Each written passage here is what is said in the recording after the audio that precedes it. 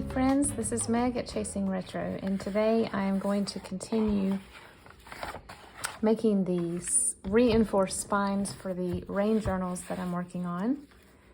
I did not get any time over the weekend at all to work on these. We had a very busy weekend. Fortunately and unfortunately, I guess it was not exactly restful, but it was fun. I'm on the alumni board at the university where I graduated, and so we had I had an event on Thursday and another one on Saturday, and so and then Friday was just, you know, errand running, grocery shopping and stuff that I needed to get done at the house. So this kind of all got set aside, and then of course, as you know, if you saw my last video, we went to an estate sale on Friday afternoon and again on Saturday. And so I spent most of the weekend bringing all that home and cleaning it and organizing it and trying to find new homes for what I brought home. So I am just now getting to this today, but I thought I would bring you along and let you watch a couple of minutes of it, just to let you know that I am moving ahead with these. I have not forgotten about them. I'm working on another project for another family member that I'll probably have to set these aside for temporarily to get that done. But again, that's one that I will show you later. Can't show it to you before I give it to the person. So I hope you guys enjoyed the flip through of the French journal. I gave that to my mother-in-law last weekend and she loved it. She's never had a junk journal before, and so she was very excited and wanted to know like tips and tricks on how to use one. And I realized after I gave it to her that I forgot to print off. I normally print off a little idea sheet and tuck it in for someone who has never had a junk journal before on creative ways that you can use it. But obviously with this one, she's just gonna use it to put pictures from their trip.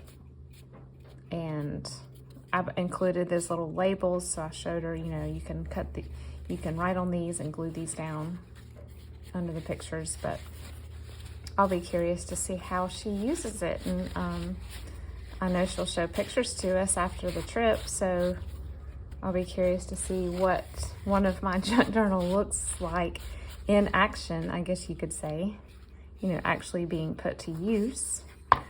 That's kind of neat, other than me. But yes, that's what my weekend looked like. And of course, I feel like we're on the dawn of another weekend. So I feel like the weeks just evaporate by. Do you guys feel like that too? It's crazy. Now that my kids are older too, I really, really want time to slow down because I know I only have a couple more years of them at home, or maybe less than a year for my son, and because he's going to college this fall. And I just want to say, stop, slow down, please. But time marches on.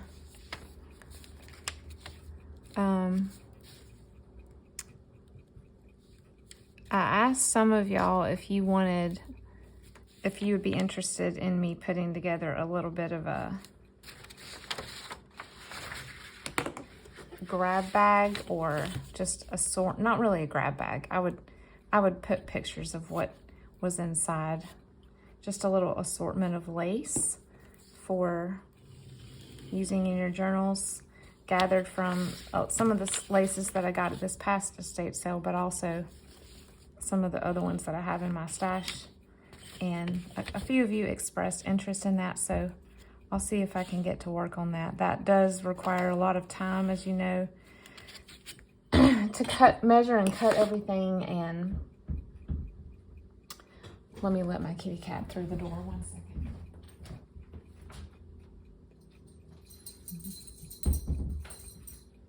Measure and cut everything, and also take all the pictures and list them, figure out how much to charge, figure out how much shipping to charge. It's just, for those of you who have an Etsy shop, you understand the time that is required to actually market your items.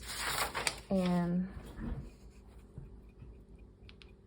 then of course, like, so I'm going to do a video at some point. I'm just trying to gather my thoughts about it. Marketing, selling, deciding how to price your journals. Oh, it's an inexact science. If you treated it as an actual science, no one would be able to afford your work. Honestly, if you really stop and think about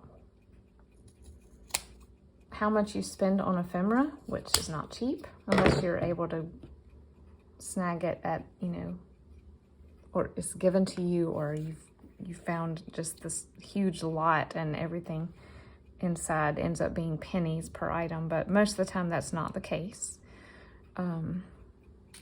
You end up, if you paid yourself by time spent on a journal, you actually lose money.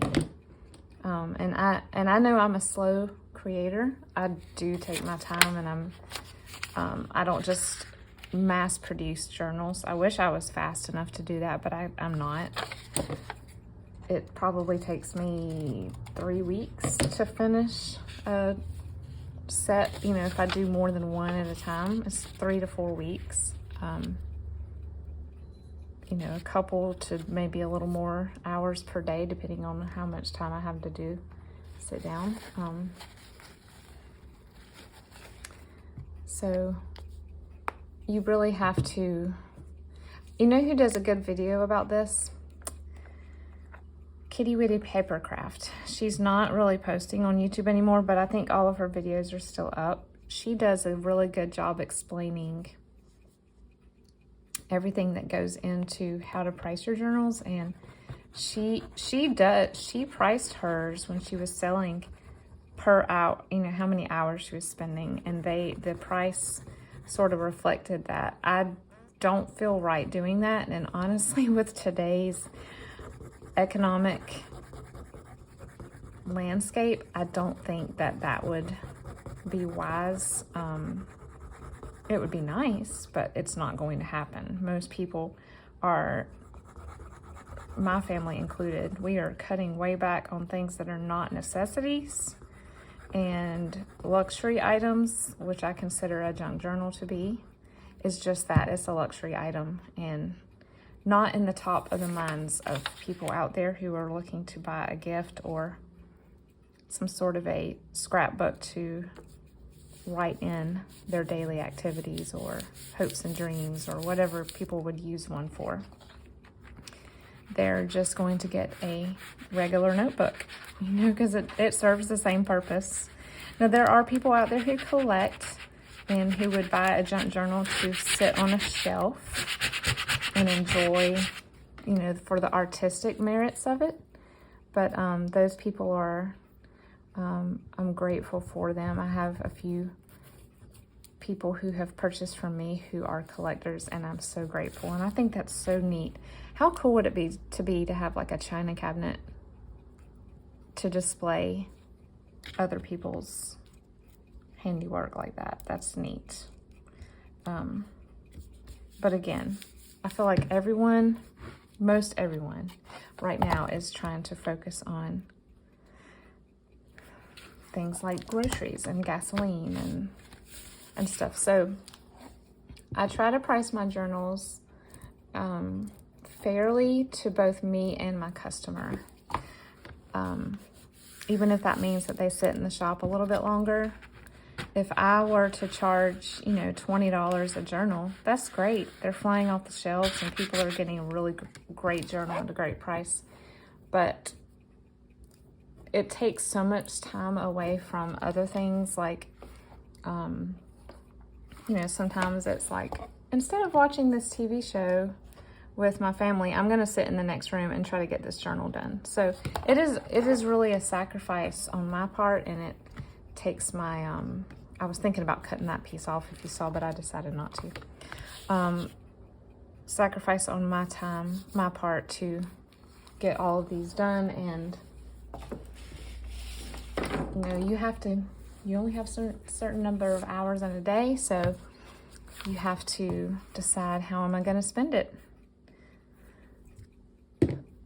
And I love making journals, but it can't be my everything. Oh, this one's just tall enough that I'm going to need to rotate this. All right, so sometimes I measure, y'all, and sometimes I just don't. I do need to measure this way because I needed exactly 1.5, but this shows me where to cut on the bottom. Also, unlike with the little golden book that I did in my tutorial, these books are a little bit worse for wear on the inside. There are rips, stains. I actually might leave this right here. And actually, I'll leave this one. Is this the one I'm thinking of? Yes. This one has little discard stamps and school district stamps. Not that that's a bad thing, but these are very uninspiring to look at. And so what I would do, and there's a certain point that you need to do this, after you put the Tyvek, after you lay the core and wrap the Tyvek, or lay the Tyvek, that is when you would decide what end papers you're going to put down. The pollen is in full swing. I feel like it took a break and it's coming back with a vengeance. We have extreme high pollen in tree and grass right now. And I feel like every morning my voice sounds like a frog. But yes, you would cut pages and you would glue them down, overlapping the Tyvek, and after that you would wrap the fabric. That way you cover the Tyvek, and it creates a beautiful. So I will do that on this one. Not this one. I think I might leave this one as is. I can put a pocket over this, and I'll do something to cover up this rip, but how can you not keep the kitty cat in the window with the rain? So unfortunately, I did not get to show y'all that part in the tutorial about how to do the end pages. But basically, you just measure. You measure, like this one, I would need to go at least past this yellow. That's not a lot of space. Normally books give you more space than this. Let's see what this one looks like. This one's a little better. So I would just measure right past the white this way, and then again, right past the white enough to meet this cloth cover. And then you would use a very sturdy glue, much like I usually use for that part. I'll use Fabri-Tac, and I would spread it all over the page and probably spread it completely with a finger and then put it down. That way you won't have little bumps underneath, especially if you choose more of a thinner end paper. I do like to use cardstock for that, but sometimes I just have this really great end paper that I want to use, so I'll do that instead. That's thinner. So I hope you guys are having a good week so far. It feels like summer here, but I'm bracing because they've told us that we're going to have a little bit of a relapse of early spring this weekend. A cold front's coming through, and we're going to get lows in the 40s and highs in the 60s, which is gag. I mean, come on. I'm ready for some 80-degree temps, or at least mid-70s. I kept my hoodies and sweatshirts out, but I'm ready to put those in my storage trunk too, because I love short sleeves. One of the main reasons I love short sleeves, I don't really love being a redhead. I'm covered in freckles and age spots, and now I've had a couple of moles removed on my arms, and so now I have a couple of scars, but you know, that's just part of getting old and being a redhead. One of the things that I love about short sleeves is when you're doing stuff like washing dishes or anything that just involves getting messy, you don't have to roll your sleeves up. I hate it when the cuffs of my sleeves get wet. I mean, it's like I'm just gonna go change my shirt. I cannot wait for it to dry. It's so annoying to me. So with short sleeves, you don't have to worry about that.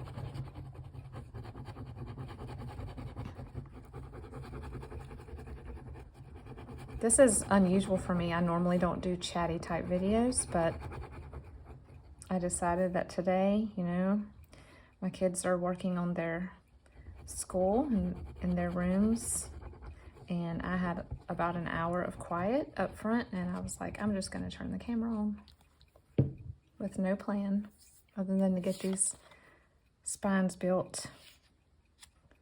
My kids are 16 and 18.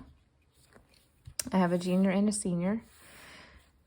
My senior is down to just having 2 classes at home and one, he's taking a dual enrollment chemistry class at a university. And that's obviously going to wrap up. I think next week is his last week of class, and then he has his exam. And my daughter she is a junior, and she's got almost a full load. She's already finished her Japanese class. She took 3 years of Japanese.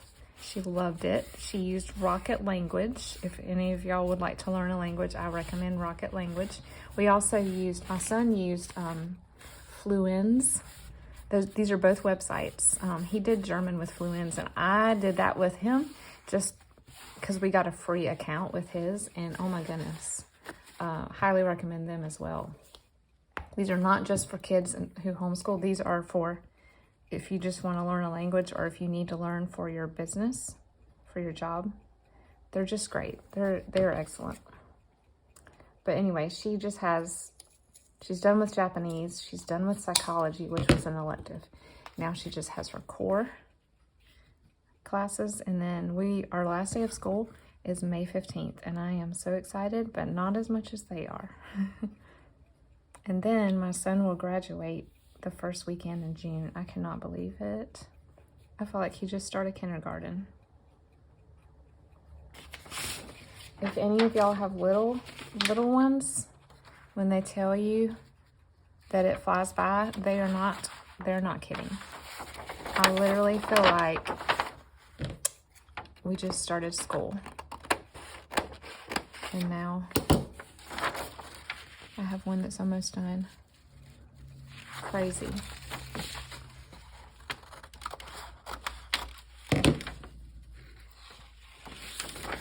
Okay, let's see how much we want to go over here.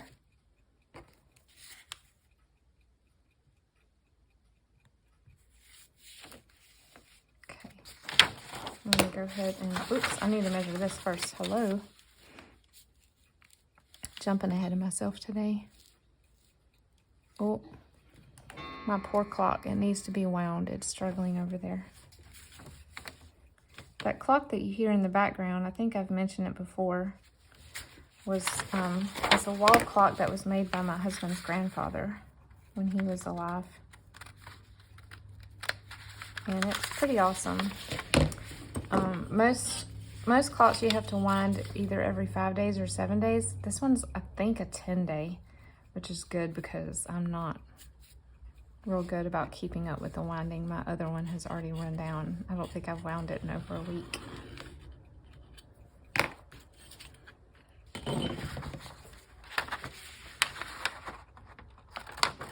I have these, I call them gonging clocks. They're more of a loud gong sound. I really want one of those that sounds like a little tinkle chime. You know what I'm talking about?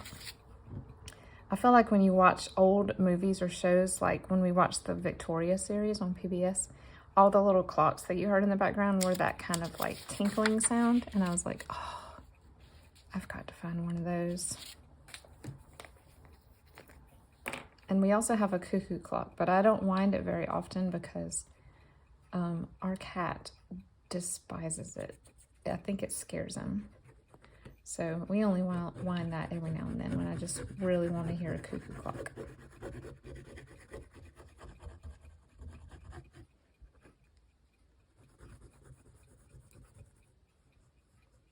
This book that I'm putting together now was sent to me in Happy Mail by Carol from Crinkle Path.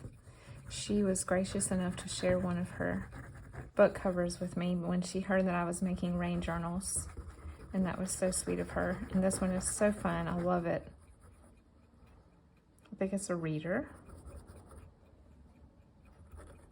Or maybe it's a science book. I can't remember.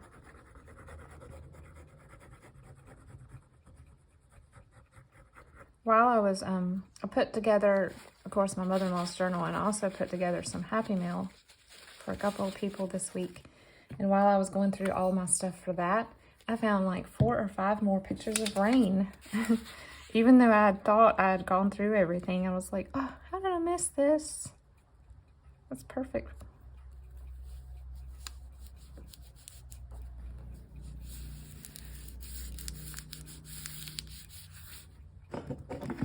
Oh, sometimes the smell of this glue it's always bad, but today it's just one of those days where it's especially annoying to me. I do not like it.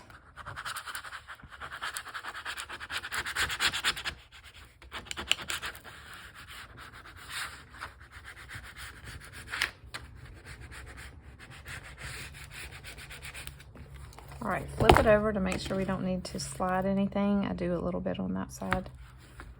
Okay, isn't that the cutest cover? Adorable. Okay, so this will sit over here and dry good. I have one more. This is the one that is about, it's rain themed, sort of, but I guess its main focus is an umbrella. But the colors were spot on with the colors that I'm going to be using in these journals. Blues, light blue, dark blue, aqua, gray, and purple. Okay.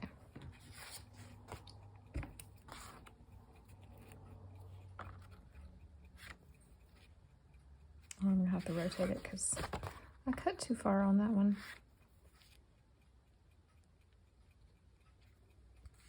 All right, let's measure.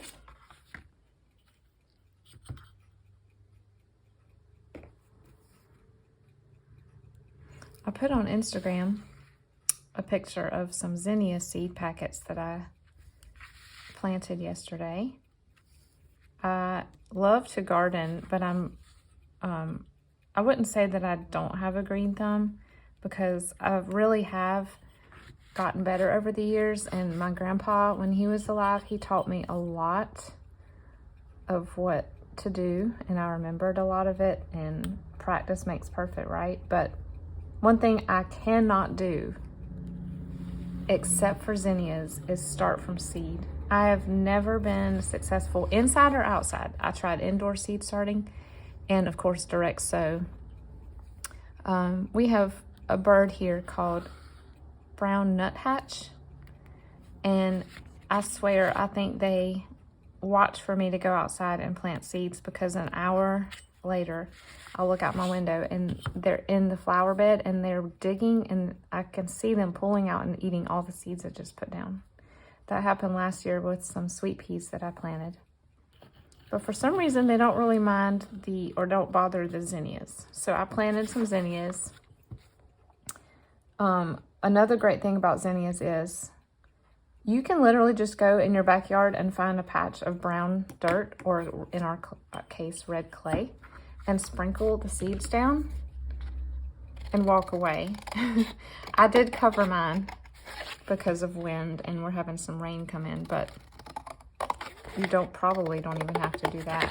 The soil does not have to be amended. Like, you can add compost and fertilizer, but it's not going to matter. You're kind of wasting your money if you do that, because they're going to come up. And as long as you've got them in a sunny or part sun location, they're going to come up. And every year I plant like a, I think it's called sherbet colors. So it's like pinks and corals and yellows, the colors that you would expect sherbet to come in. But this year I decided to be different, and I got, instead of the single petal ones, I got the double layer or multiple layer petal ones. They look a little more like mums, honestly. And I got bright red, like a fire engine red, and a lime green. And I thought those would look beautiful together, not only growing, but in a cut bouquet.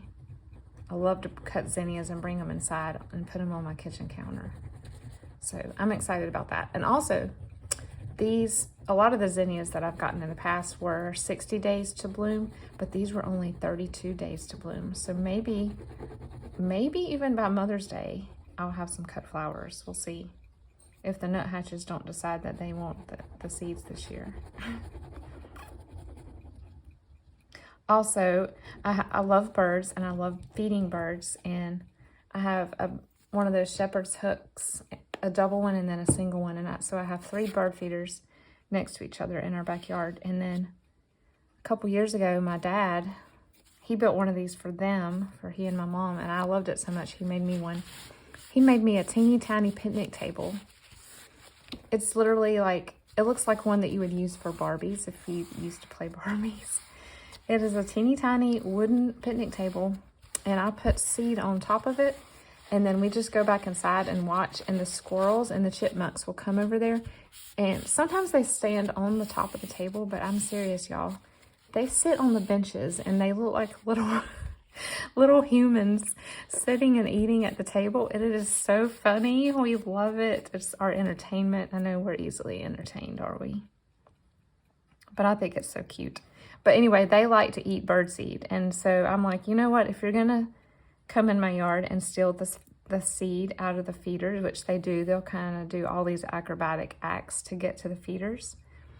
I'm like, I will just buy a little extra birdseed. And I've got the kind with corn and stuff in it that they like to eat. And I just put it on the table so they can have easy and free access to it. And they love it. It's really funny. I don't like using the part of the Tyvek with the seam. I don't think it matters. It probably does not affect the strength of it, but I usually avoid that spot.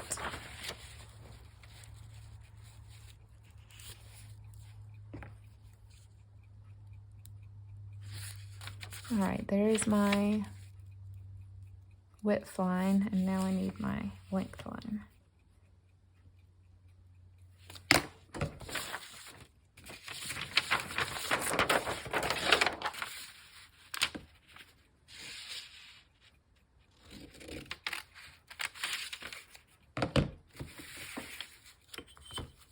So do you guys plant in your yards, or are you indoor plant people? I also love indoor plants. I don't have much luck with many of the varieties that I really like to have inside, like Dieffenbachia. Is that what it's called? I've tried so many times to bring one of those in and keep it alive, and I cannot.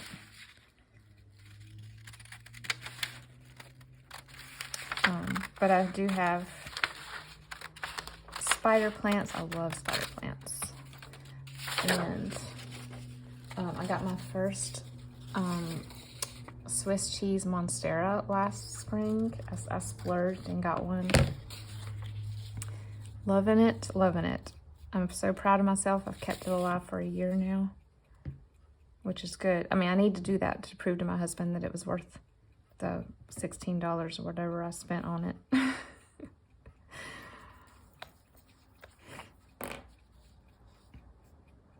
And that's another thing that I look for at yard sales and estate sales. I love to find vintage, of course, macrame holders. I do love to hang plants from macrame, but I also keep my eyes out for vintage pots in really cool, funky colors. Even if it's like a pot that doesn't have drainage holes, you can put the plant in a plastic pot with drainage holes and stick it down in there. So you can find some really cool pottery, not really pottery, that's the wrong word. You know, the 60s and 70s bright ceramic planters I'm talking about. I love them. And if I can find one for $1 or $2, I am just so excited. I get way too excited over stuff like that. People probably think I'm silly.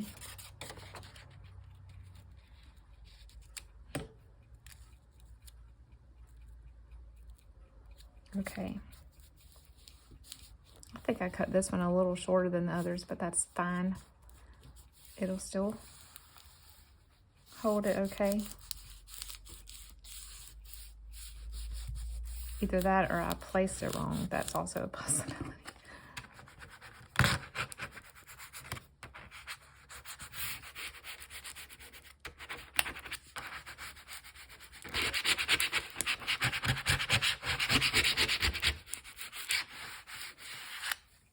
Okay.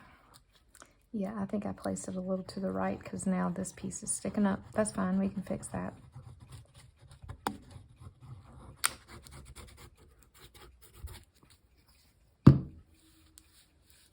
Well, guys, to keep this video brief, I'm going to stop now, and I'm not going to do the fabric with you guys, if that's okay, since you've seen me do this a million times. I mainly just wanted to get on and chit-chat for a little while and let y'all know what I've been up to, why I started the rain journals, and then I've look, you know, from the outside looking in, it looks like I just set them down and forgot about them. I have not.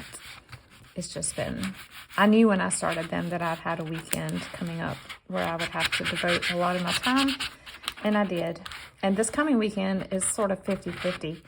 I have nothing I have to do, but there are so many cool yard sales on Saturday, and there's a few sales that are on Saturday because it's Earth Day, that some of the stores we like to go to are having big sales.